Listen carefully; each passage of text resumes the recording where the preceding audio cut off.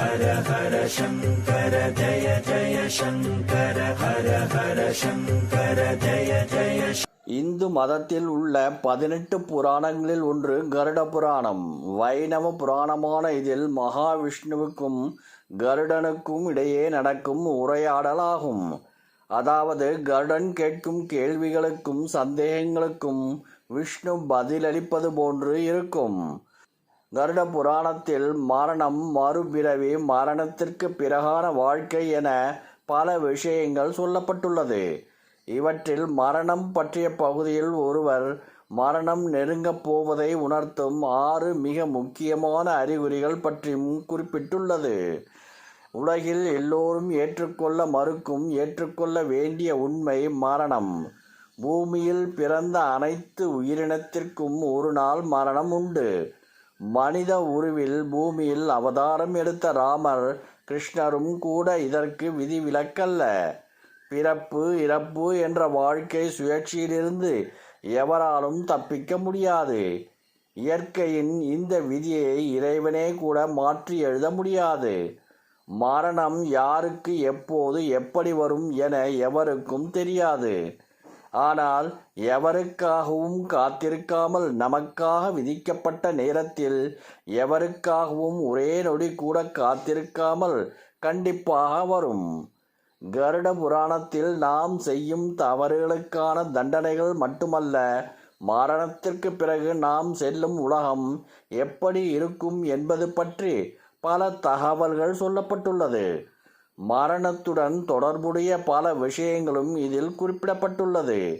இவற்றை முழுமையாக தெரிந்து கொண்டால் மரணம் பற்றிய பயம் விலகும். ஒருவரை மரணம் நெருங்கி கொண்டிருக்கிறது என்பதை அந்த நபரால் மரணம் அடைவதற்கு சில நாட்களுக்கு முன்பிருந்தே உணர முடியும். சில விசித்திரமான விஷயங்கள் அவர்களுக்கு நடக்க துவங்கும்.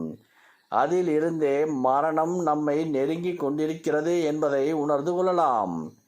எந்தெந்த அறிகுறிகள் தோன்றினால் மரணம் நம்மை நெருங்குகிறது என்பதை தெரிந்து கொள்ளலாம் என கருட புராணம் சொல்கின்றது. கருட புராணத்தின்படி ஒருவர் தன்னுடைய மரணத்திற்கு முன் தன்னுடைய வாழ்நாளில் செய்த நன்மை தீமைகள் பற்றி நினைவுகள் அடிக்கடி வர துவங்கும். அதற்காக பலன்களை அவர் பார்க்க துவங்குவார். வாழ்க்கையில் எப்போது யாருக்கு நல்லது செய்தோம், யாருக்கு தீமை செய்தோம் என்ற உண்மை நினைவுகளில் மனதில் சினிமா போன்று வந்து செல்லும்.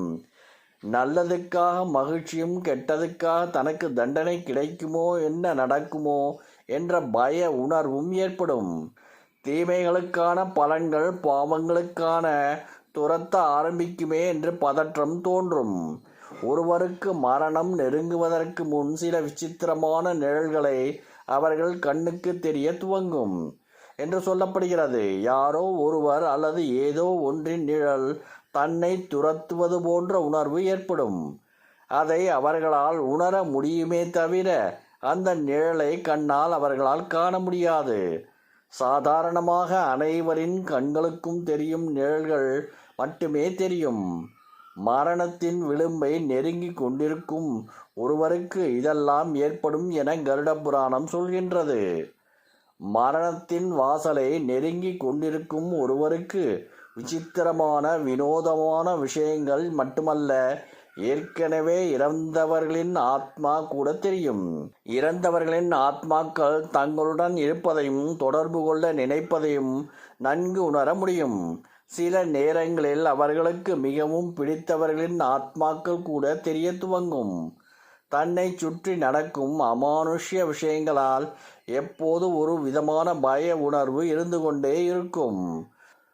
மரணம் நெருங்கி கொண்டிருக்கும் ஒரு நபருக்கு யம தூதர்கள் தெரிய துவங்குவார்கள்.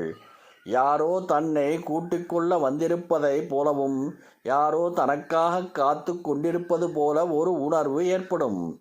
யம தூதர்கள் மாதிரி மர்மமான சக்திகள், வினோதமான மனிதர்கள் கண்ணுக்கு தெரிய துவங்கும்.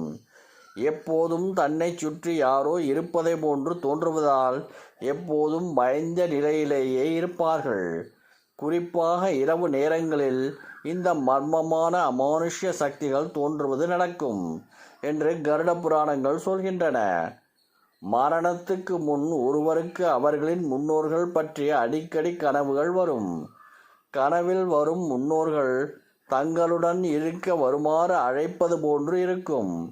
இறந்த முன்னோர்களின் நினைவுகள் அதிகமாக வருவது அவர்களை மீண்டும் பார்க்க வேண்டும், அவர்களுடன் இருக்க வேண்டும் என்ற எண்ணமும் ஆசையும் மீண்டும் தோன்றும். சில வருடங்களுக்கு முன் நடந்த சம்பவங்கள் மீண்டும் நடப்பது போலவும், சில விஷயங்களை மீண்டும் நடக்காதா என்ற எண்ணங்களும் அதிகம் தோன்றும். சில சம்பவங்கள் இப்போது நடப்பது போன்ற உணர்வு ஏற்படும் என கருட புராணம் சொல்கின்றது. ஹர ஹர சங்கர ஜய ஜய சங்கர ஹர ஹர சங்கர ஜய ஜய